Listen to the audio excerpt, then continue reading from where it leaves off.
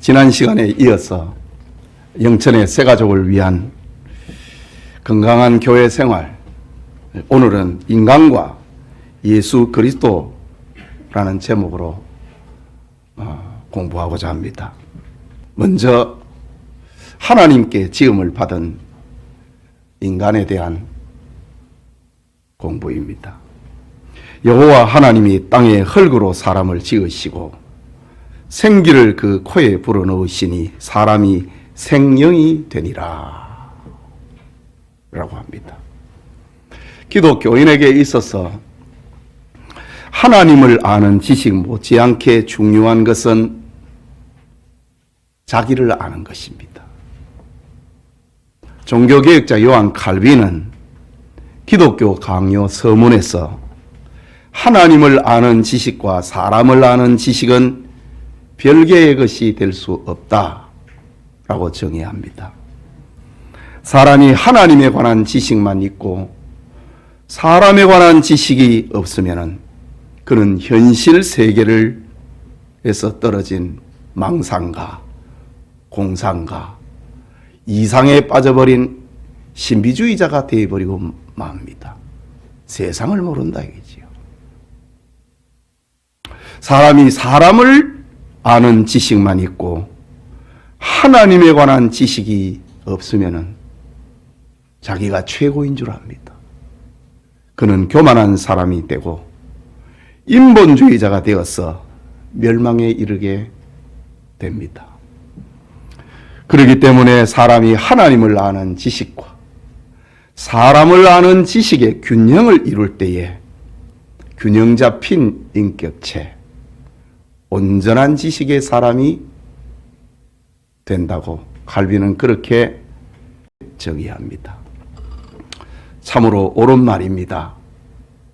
그렇다면 성경이 알려주고 있는 인간의 존재는 무엇인가? 어떤 것인가? 우리 교환에 따라서 살펴보도록 하겠습니다. 인간을 얘기할 때는 크게 셋으로 구분합니다. 처음 창조된 인간, 범죄 후의 인간, 그리스도 안에 있는 인간, 이렇게 인간에 대해서 우리가 이 세 가지를 알아야 됩니다. 먼저 처음 창조된 인간입니다. 하나님께서 천지와 만물을 창조하셨습니다. 그 중에 인간은 하나님께서 여러 피조물과 다른 특징을 가지고 만드셨습니다. 그것은 하나님께서 자신의 형상을 따라 사람을 창조하셨다는 사실입니다. 이것이 다른 피조 세계와 다른 것입니다. 또 자신의 손으로 직접 빚어서 만들었다는 사실입니다. 다른 피조물은 다 말씀으로 하셨지요. 그런데 사람 창조는 하나님이 만들어 놓은 그것을 가지고 재창조의 산물입니다. 그리고 인간에게는 자유의지를 주셨습니다. 스스로 생각하고 활동할 수 있는 자유를 주셨다는 것입니다. 이렇게 특별하게 창조된 인간을 하나님께서는 자신의 동산 에덴이라고 하는 곳에 살게 하셨습니다. 에덴이라는 히브리 말은 즐거움, 기쁨, 쾌락이라고 하는 뜻을 가지고 있습니다. 말하자면 인간의 살기에 완벽한 곳이고 조금도 부족함이 없는 세계라는 말입니다. 하나님은 인간에게 에덴에서 하나님 나라의 행복을 만끽을 하고 하나님께 순종하는 삶을 살기를 원하셨습니다. 이 목적을 위하여서 하나님은 에덴 동산에 선악을 알게 하는 나무를 두셨습니다. 어떤 사람은 하나님께서 왜 에덴 동산에 선악과를 두셔가지고 그것을 따먹게 하셨는가? 죄의 원인을 하나님 앞에 돌리는 참 괴악한 인간도 있습니다. 그러나 하나님께서 에덴 동산에 선악과를 두신 이유는 하나님 나라의 행복을 만끽하고 하나님께 순종하는 삶, 그것을 살기를 원하셨습니다. 자유의지를 가진 인간이 자기 중심성을 억제를 하기 위해서 동산 중앙에 선악과를 두었다. 매사에 하나님의 주권을 인정을 하고 순종하는 삶을 살게 하려고 에덴 동산 중앙에 선악을 알게 하는 나무의 실과를 두셨습니다. 그것이 하나님 나라의 행복입니다. 그것이 하나님이 지으신 사람의 참된 행복인 겁니다. 이것을 신학적으로 표현을 하면은 하나님과 인간의 약속, 곧 행위 언약이라고 부릅니다. 행위 언약의 당사자는 삼위일체이신 하나님과 인류를 대표하고 있는 아담이고, 언약의 상징은 선악을 알게 하는 나무입니다. 먹지 말아라. 자기 중심성을 억제하고 하나님의 주신 행복을 만끽하라. 언약의 조건은 순종입니다. 절대 순종. 먹지 말아라. 이 언약에 순종하면은 너는 영생한다. 순종하지 아니하면은 죽음이 온다. 라는 것이었습니다. 이것을 알려주고 있는 것이 처음 창조된 인간의 모습입니다. 창세기 1장 26절에서 28절에 하나님이 이르시되 우리의 형상을 따라 우리의 모양대로 우리가 사람을 만들고 그들로 바다의 물고기와 하늘의 새와 가축과 온 땅과 땅에 기는 모든 것을 다스리게 하자 하시고, 하나님이 자기 형상 곧 하나님의 형상대로 사람을 창조하시되 남자와 여자를 창조하시고, 하나님이 그들에게 복을 주시며 하나님이 그들에게 이르시되 생육하고 번성하여 땅에 충만하라. 땅을 정복하라. 바다의 물고기와 하늘의 새와 땅에 움직이는 모든 생물을 다스리라 하시니라. 에덴 동산에서 하나님이 주신 행복을 만끽하라 라는 겁니다. 그러면서도 자기 중심성을 억제하기 위해서 하나님께서는 법을 세웠습니다. 창세기 2장 16절과 17절에 여호와 하나님이 그 사람에게 명하여 이르시되 동산 각종 나무의 열매는 네가 임의로 먹되 선악을 알게 하는 나무의 열매는 먹지 말라.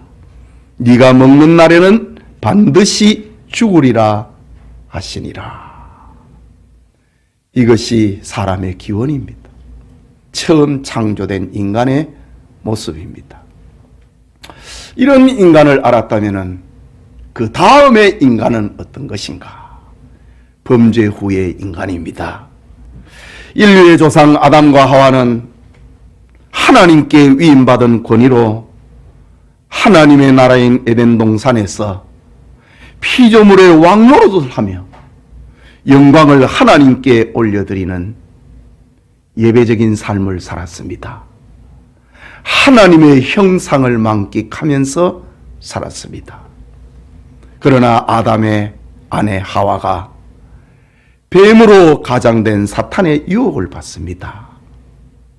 이때 하와는 하나님이 되고 싶어하는 자기 중심성이 발동을 하고 하나님이 금하신 선악과를 따먹고 맙니다. 그리고 자기와 함께한 아담에게도 그 열매를 주어 먹게 만들었습니다.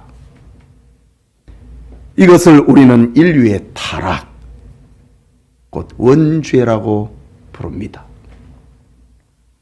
언약을 어긴 아담은 하나님과의 관계가 단절이 되고 죽음이 선고되고 하나님의 나라인 에덴 동산에서 추방을 당하게 됩니다. 이것이 죄를 지은 인간, 죄 아래 있는 인간의 모습입니다. 즉 인류의 조상 아담과 하와가 사탄에게 무릎을 꿇는 순간에 하나님을 지각하던 그 능력을 잃어버립니다. 하나님의 영광을 볼 수 없게 되어버렸습니다. 이전에 부끄럽지 않던 것들이 보이기 시작했습니다. 하나님의 형상으로 지음받은 인간이 하나님께 범죄함으로 말미암아 전인격이 부패하고 전인격이 죄를 짓고 죽음이라고 하는 형벌이 찾아왔습니다. 결국 에덴에서 추방당하고 말았습니다. 인간들에게 다스림을 받던 자연계까지 그 본질과 기능이 부패를 하고 맙니다. 이것이 창세 이후로 이 땅에서 살아가고 있는 인간의 모습이고 자연계의 모습입니다. 창세기 3장 16절에서 19절에 또 여자에게 이르시되 내가 네게 임신하는 고통을 크게 더하리니 네가 수고하고 자식을 낳을 것이며 너는 남편을 원하고 남편은 너를 다스릴 것이니라 하시고 아담에게 이르시되 네가 네 아내의 말을 듣고 내가 네게 먹지 말라 한 나무의 열매를 먹었은즉 땅은 너로 말미암아 저주를 받고 너는 네 평생에 수고하여야 그 소산을 먹으리라. 땅이 네게 가시덤불과 은검키를 낼 것이라. 네가 먹을 것은 밭의 채소인즉 네가 흙으로 돌아갈 때까지 얼굴에 땀을 흘려야 먹을 것을 먹으리니 네가 그것에서 취함을 입었음이라. 너는 흙이니 흙으로 돌아갈 것이니라 하시니라. 범죄 후에 인간의 모습이 되고 만 것입니다.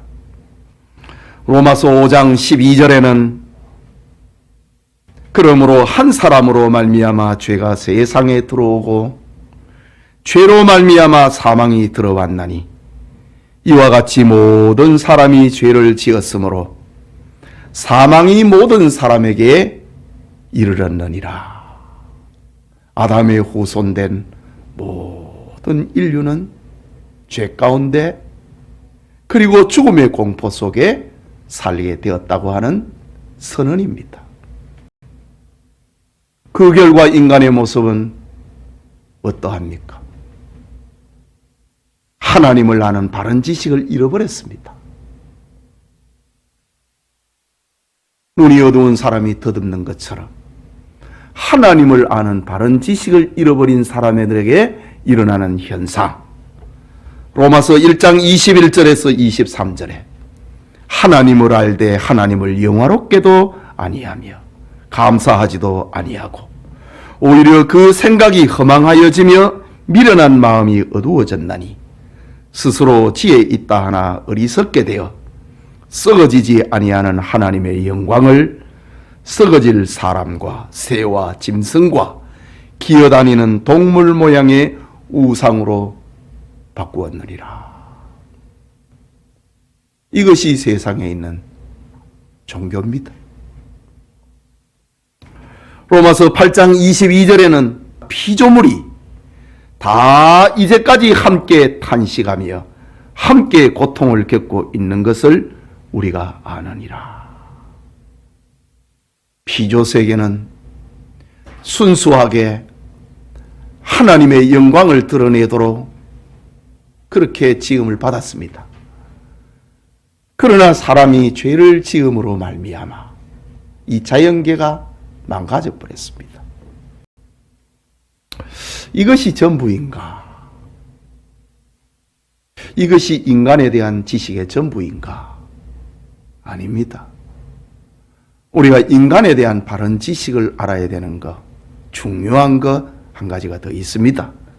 그것은 그리스도 안에 있는 인간입니다. 아담의 범죄 이후에 인류의 조상 아담 안에서 태어난 모든 사람은 죄인입니다.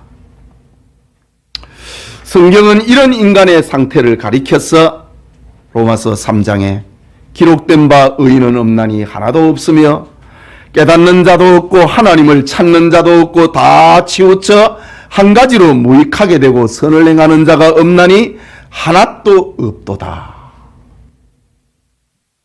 그런데 사랑이 많으신 하나님께서는 자신의 형상으로 지음을 받은 인간을 사랑하시고 구원의 길, 생명의 길을 펼쳐주셨습니다. 하나님의 사랑과 구원의 손길은 성경에 두 가지로 나타나는데 하나는 구속 언약이고 하나는 은혜 언약이라는 것입니다. 하나님은 이 언약의 표징으로서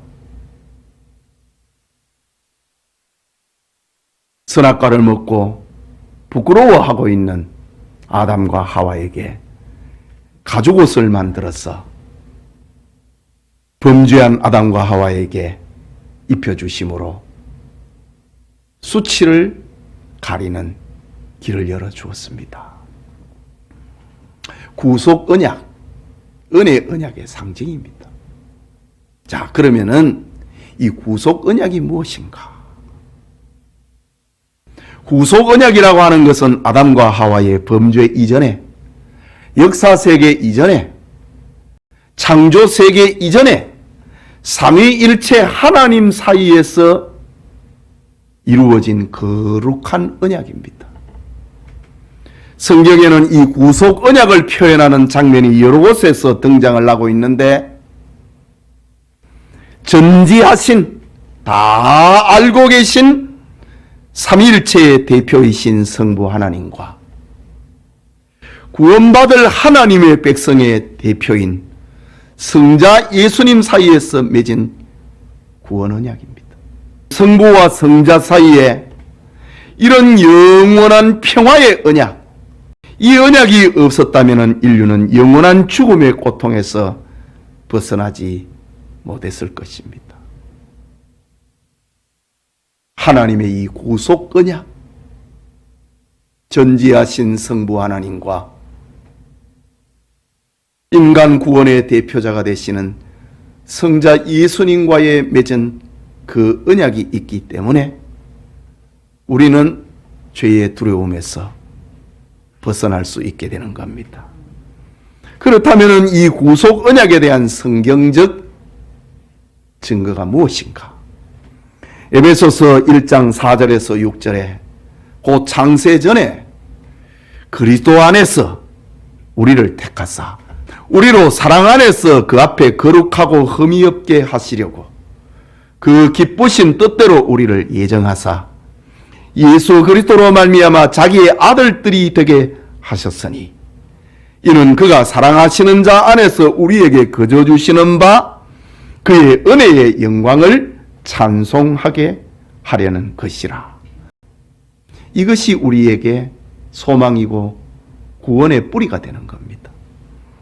데살로니가 후서 2장 3절에는 이 구속 언약에 대해서 이렇게 말합니다. 주의 사랑하시는 형제들아, 우리가 항상 너희를 위하여 마땅히 하나님께 감사함은 하나님이 처음부터 너희를 택하사 성령의 거룩하게 하심과 진리를 믿음으로 구원을 얻게 하심이라. 구속 언약입니다. 그리고 디모데후서 1장 9절에는 하나님이 우리를 구원하사 거룩하신 부르심으로 부르심은 우리의 행위대로 하심이 아니요 오직 자기의 뜻과 영원한 때 전부터 그리스도 예수 안에서 우리에게 주신 은혜대로 하심이니라.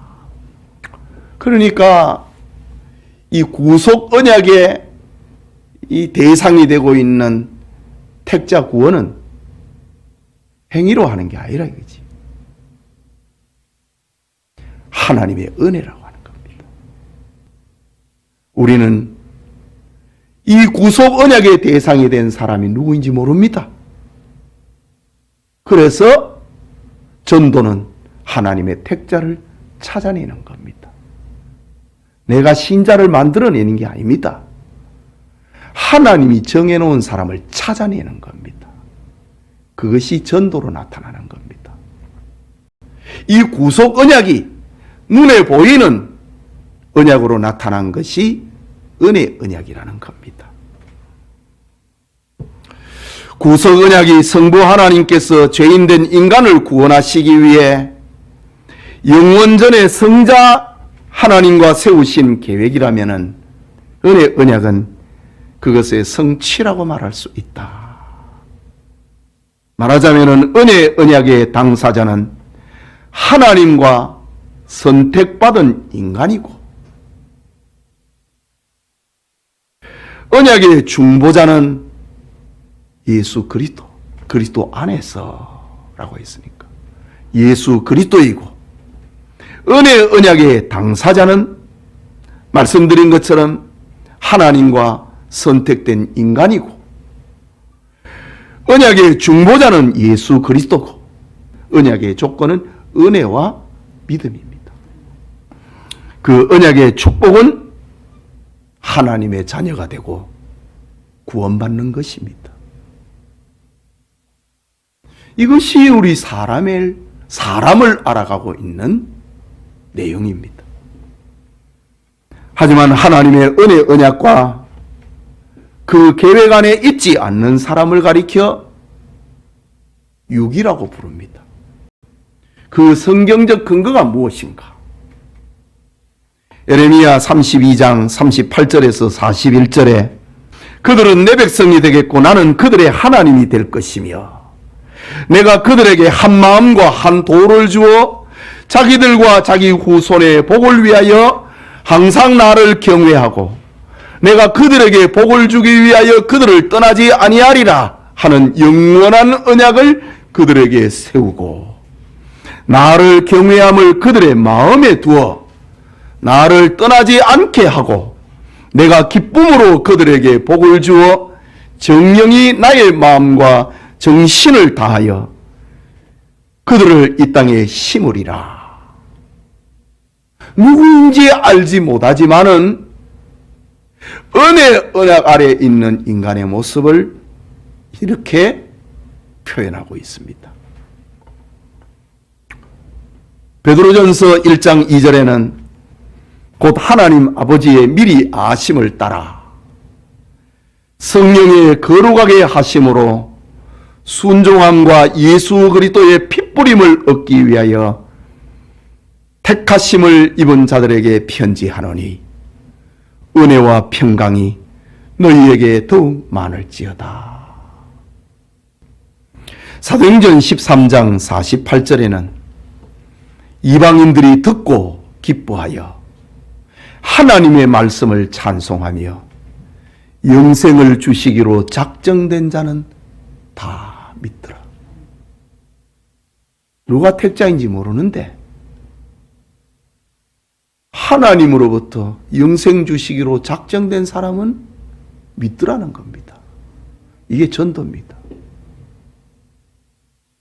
사람이 하는 게 아닙니다. 은혜 받은 사람은 믿음으로 그 복음을 받는다 이 말입니다. 마태복음 24장 40절 41절에는 그때에 두 사람이 밭에 있음에 한 사람은 데려감을 한 사람은 버려둠을 당할 것이요 두 여자가 맷돌질을 하고 있음에 한 사람은 데려가고 한 사람은 버려둠을 당할 것이니라. 선택과 육입니다. 사람은 모릅니다. 나는 버림을 받았어. 자기가 하나님인가 자기를 알게? 선택과 유기는 하나님만이 아는 겁니다. 그러기 때문에 겸손해야 되고 그러기 때문에 먼저 믿는 사람은 또 다른 사람을 찾아야 됩니다. 하나님은 전도라고 하는 방법을 통해 갖고 택자를 찾아내시기 때문입니다. 로마서 9장 12절과 13절에서는 기록된 바 내가 야곱은 사랑하고 에서는 미워하였다 하신과 같으니라. 상둥인데도, 한 배에서 나온 자식인데도 불구하고 야곱은 사랑하고 에서는 미워했다고 합니다. 그런즉 우리가 무슨 말하리요? 하나님께 불의가 있느냐? 그럴 수 없느니라. 하나님의 주권입니다. 자, 이렇게 인간의 모습을 우리는 공부합니다. 처음 창조된 인간, 범죄 후의 인간, 그리스도 안에 있는 인간, 이렇게 구분합니다. 자, 두 번째 단락으로 우리의 구원자 예수 그리스도입니다. 구속 언약, 그리고 언약, 은혜 언약, 그 중심에 계시는 우리의 구원자 예수 그리스도는 누구인가? 예수님께서 말씀하셨습니다. 요한복음 3장 14절에서 16절에 모세가 광야에서 뱀을 든 것 같이 인자도 들려야 하리니 이는 그를 믿는 자마다 영생을 얻게 하려 하심이니라. 하나님이 세상을 이처럼 사랑하사 독생자를 주셨으니 이는 그를 믿는 자마다 멸망하지 않고 영생을 얻게 하려 하심이니라. 예수님이 누구인가? 우리의 구원자다이지요. 하나님이 이 세상에 구속 언약으로 은혜 언약의 당사자로 주신 우리의 중보자이시다. 예수 그리스도에 대한 바른 지식은 성도의 신앙에 있어서 가장 중요하고 핵심적인 부분입니다.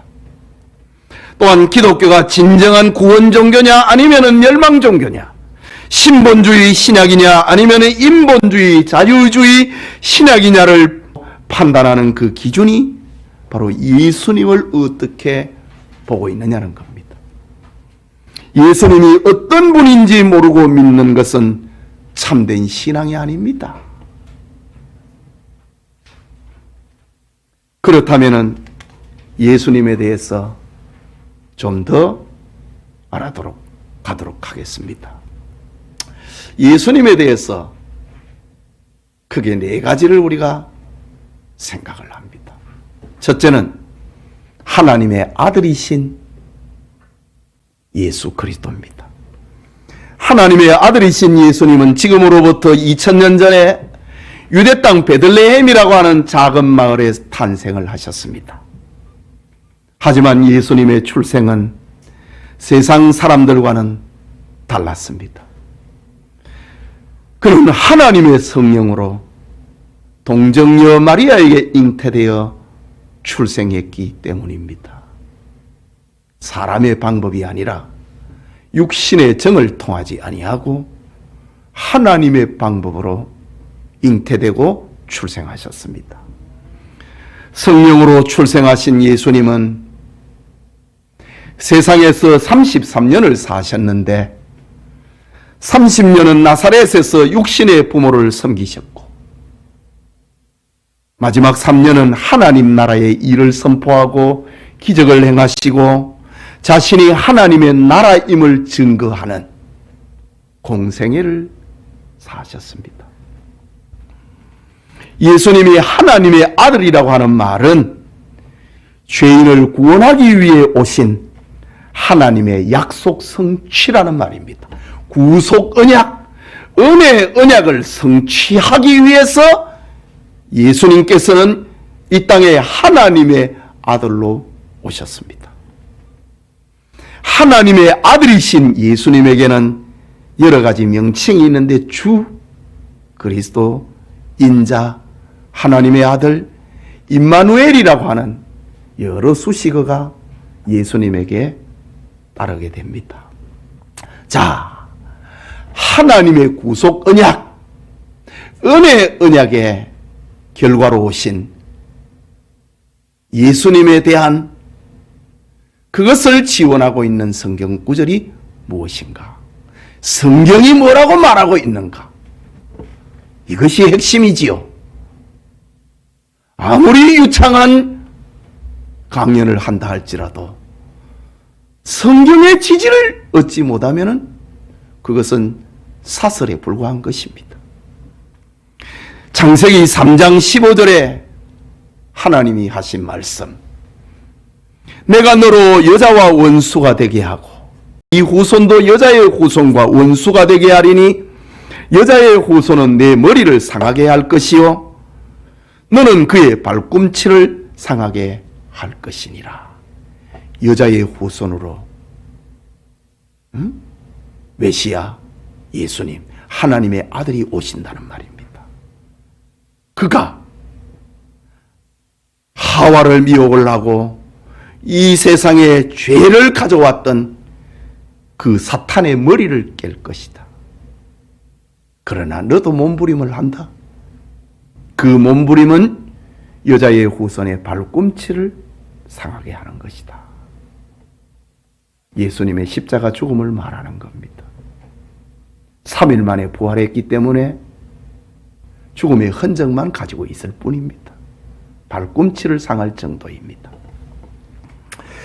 이사야 7장 14절에는 하나님의 아들로 오실 예수님을 이렇게 예언합니다.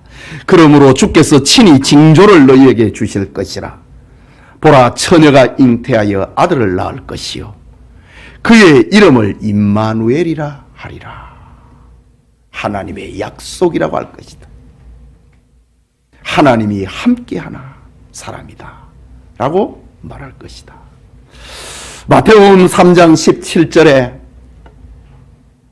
하늘로부터 소리가 있어 말씀하시되 이는 내 사랑하는 아들이요 내 기뻐하는 자라 하시니라. 예수님이 요단강에서 세례를 받고 올라오실 때에 하늘에서 들리는 소리, 이는 내 사랑하는 아들이다. 내 기뻐하는 자다. 너희는 그의 말을 들으라 이거지. 그를 믿으라 이 말입니다. 마태복음 16장 16절에는 시몬 베드로가 대답하여 이르되 주는 그리스도시요 살아계신 하나님의 아들이시니이다. 제자 베드로가 예수님을 정확하게 알아봤다 이 말입니다. 그래서 예수님이 바요나 시몬아, 요한의 아들 시몬아, 네가 복이 있도다. 이를 네게 알게 한 난 이는 혈육이 아니고 하나님이시니라 라고 했습니다. 요한복음 1장 49절에는 제자 나다나엘이 대답을 합니다. 랍비여, 당신은 하나님의 아들이시요 당신은 이스라엘의 임금이로소이다. 나다나엘이 예수님을 알아맞춥니다. 예수님이 누구냐? 그는 하나님의 아들이다. 둘째로 예수님이 누구냐? 사람으로 탄생하셨으나 죄가 없으신 분이다. 예수님을 바로 알아야 돼요. 하나님의 아들이신 예수님은 사람의 모양으로 세상에 오셨습니다. 사람으로 오신 예수님은 인간의 연약함을 다 체험하셨습니다. 그러나 죄는 없으신 분입니다. 예수님이 사람으로 탄생하셨으나 죄가 없으신 이유는 죄인을 징벌하시는 하나님의 공의와 택자를 구원하시는 하나님의 사랑을 동시에 만족시켜야 하기 때문입니다. 죄인은 죄인을 대신하여 죽을 수 없고 죽는다 하더라도 효력이 없고 하나님과 분리된 죄인은 하나님의 사랑을 만족시킬 수가 없습니다. 그래서 하나님의 공의와 하나님의 사랑을 동시에 만족시킬 수 있는 분은 죄 없으신 예수님, 하나님의 아들이어야만 되는 겁니다. 그래서 중보자는, 하나님께 나아가는 중보자는 예수 그리스도 한 분밖에 세상에 없습니다.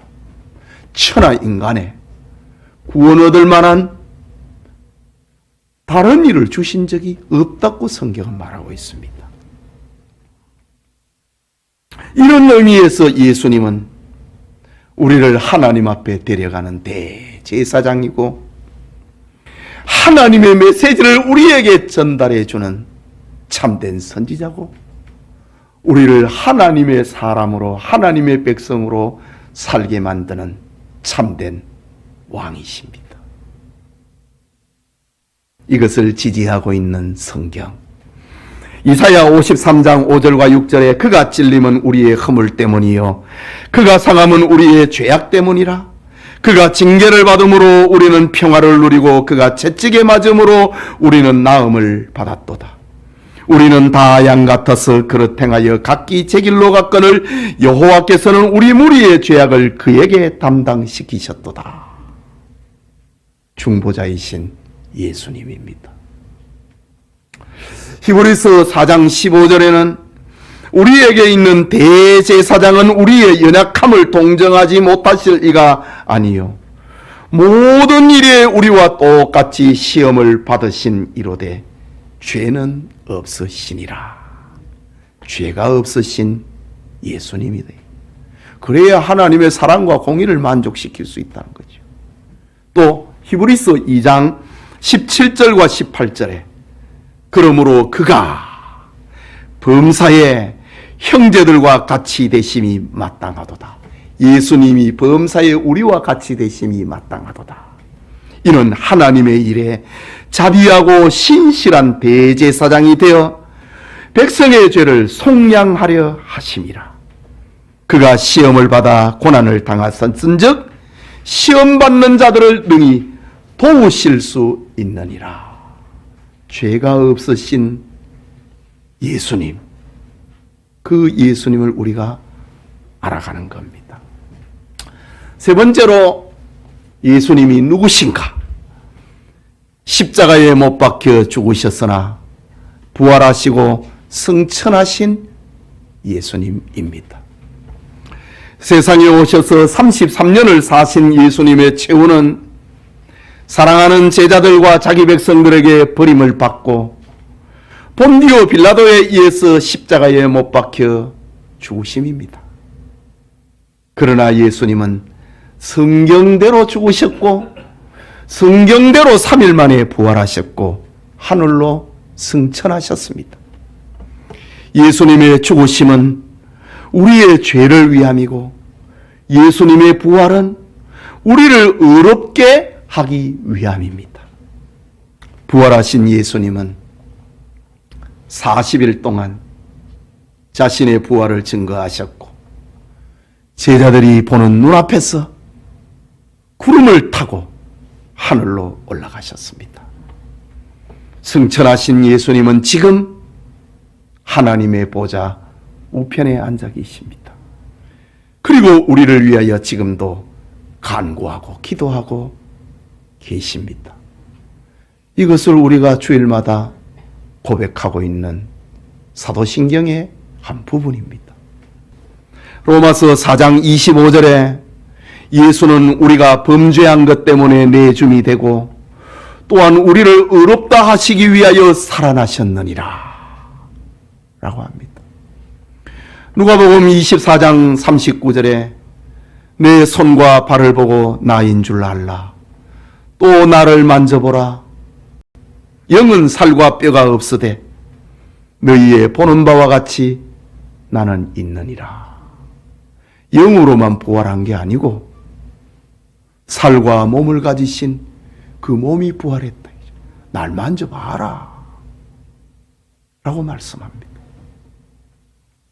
고린도전서 15장 3절에서 6절에 내가 받은 것을 먼저 너희에게 전하였노니 이는 성경대로 그리스도께서 우리 죄를 위하여 죽으시고 장사 지낸 바 되셨다가 성경대로 사흘 만에 다시 살아나사 게바에게 보이시고 후에 12 제자에게와 그 후에 500여 형제에게 일시에 보이셨나니 부인할 수 없는 거절할 수 없는 예수님의 부활이라는 말입니다.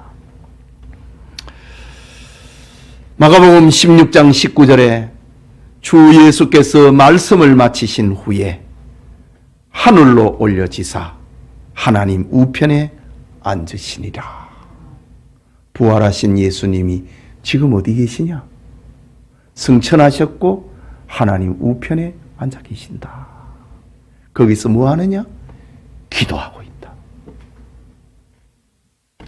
로마서 8장 34절이지요. 누가 정죄하리요? 죽으실 뿐 아니라 다시 살아나신 이는 그리스도 예수시니 그는 하나님 우편에 계신 자요 우리를 위하여 간구하시는 자신이라. 이 은혜 때문에, 이 사랑 때문에 우리가 지금 여기에 앉아 있는 겁니다. 넘어져도 다시 일어나는 그 구속 언약, 그 은혜 언약의 당사자가 되시는 예수님 때문에 우리는 은혜의 보좌 앞에 나아가게 되는 겁니다. 하나 더, 예수님이 누구신가? 하나님 보좌 우편에 앉아 계시고 기도하는 것이 끝인가? 아니라 이죠. 그 다음이 있다. 악한 자와 선한 자를 심판하러 다시 오실 예수님입니다. 예수님은 자신이 말씀하신 대로 이 세상에 다시 영광의 구름을 타고 오십니다. 예수님께서 재림하시는 중요한 이유는 자기 백성을 악인들로부터 구원하여 천국으로 인도하기 위함입니다. 그때는 무덤 속에 잠자는 자들이 다 깨어 일어날 것이고 모든 사람들을 한자리에 모아 심판하실 것입니다. 이때에 선한 일을 행한 자는 영생으로, 신자를 말하는 겁니다.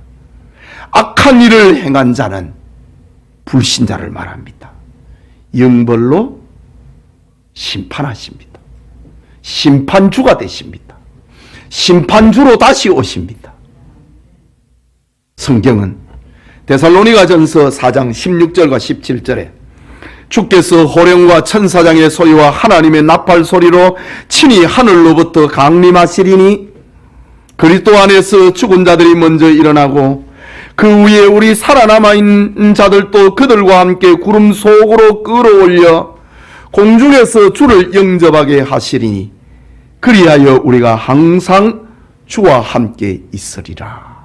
우리의 미래를 그렇게 표현합니다. 요한복음 5장 27절에서 29절에는 또 인자됨으로 말미암아 심판하는 권한을 주셨느니라. 이를 놀랍게 여기지 말라. 무덤 속에 있는 자가 다 그의 음성, 예수님의 음성을 들을 때가 오나니 선한 일을 행한 자는 생명의 부활로, 악한 일을 행한 자는 심판의 부활로 나오리라 라고 말씀합니다. 요한복음 11장 25절과 26절에 예수께서 이르시되 나는 부활이요 생명이니 나를 믿는 자는 죽어도 살겠고 무릇 살아서 나를 믿는 자는 영원히 죽지 아니하리라. 예수님이 이런 분이다.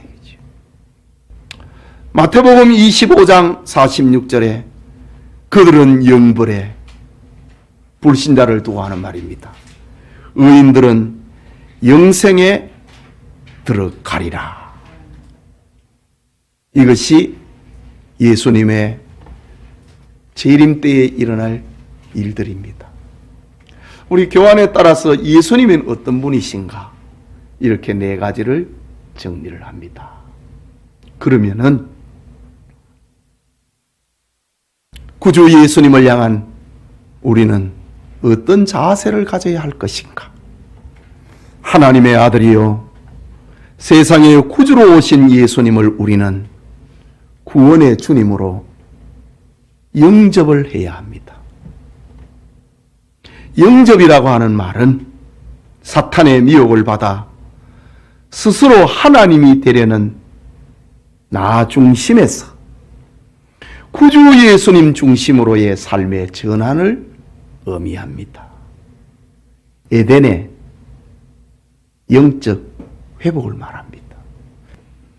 이것은 예수 그리스도에 대한 지적인 동의, 그리고 감정적 경험에서 더 나아가 우리의 행동을 믿음으로 나타내는 것을 가리켜 영접이라고 말합니다. 요한복음 1장 12절에 영접하는 자 곧 그 이름을 믿는 자들에게는 하나님의 자녀가 되는 권세를 주셨으니 우리의 자세, 예수님을 구주로 영접해야 된다. 요한계시록 3장 20절에 볼지어다 내가 문 밖에 서서 두드리노니 누구든지 내 음성을 듣고 문을 열면 내가 그에게로 들어가 그와 더불어 먹고 그는 나와 더불어 먹으리라. 구주 예수님 앞에 마음의 문을 열어야 된다는 말입니다. 우리의 자세입니다. 로마서 12장 1절에 그러므로 형제들아 내가 하나님의 모든 자비하심으로 너희를 권하노니 너희 몸을 하나님이 기뻐하시는 거룩한 산제물로 드리라. 이는 너희가 드릴 영적 예배니라. 에덴의 회복이다. 이것이 구주 예수님을 영접하는 우리의 자세인 것입니다. 유명한 사영리 전도지에 이런 기도문이 있습니다. 주 예수님, 나는 주님을 믿고 싶습니다. 십자가의 죽으심으로 내 죄값을 담당하시니 감사합니다. 지금 나는 내 마음의 문을 열고 예수님을 나의 구주, 나의 하나님으로 영접합니다. 나의 죄를 용서하시고 영생을 주심을 감사합니다. 나를 다스려 주시고 나를 주님이 원하는 사람으로 만들어 주옵소서. 예수님 이름으로 기도합니다. 영접 기도문이라고 합니다. 이 기도가 여러분의 마음에 받아들이기를 원한다면 지금 이 기도를 함께 드립시다. 제가 먼저 기도하면은 그 문장을 한번 따라해 보십시오. 마음으로. 주 예수님, 나는 주님을 믿고 싶습니다. 십자가의 죽으심으로 내 죄값을 담당하시니 감사합니다.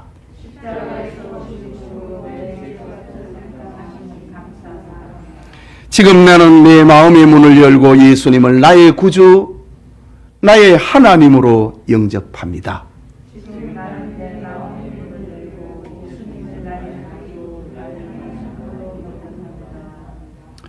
나의 죄를 용서하시고 영생을 주심을 감사합니다. 나를 다스려 주시고 나를 주님이 원하는 사람으로 만들어 주옵소서.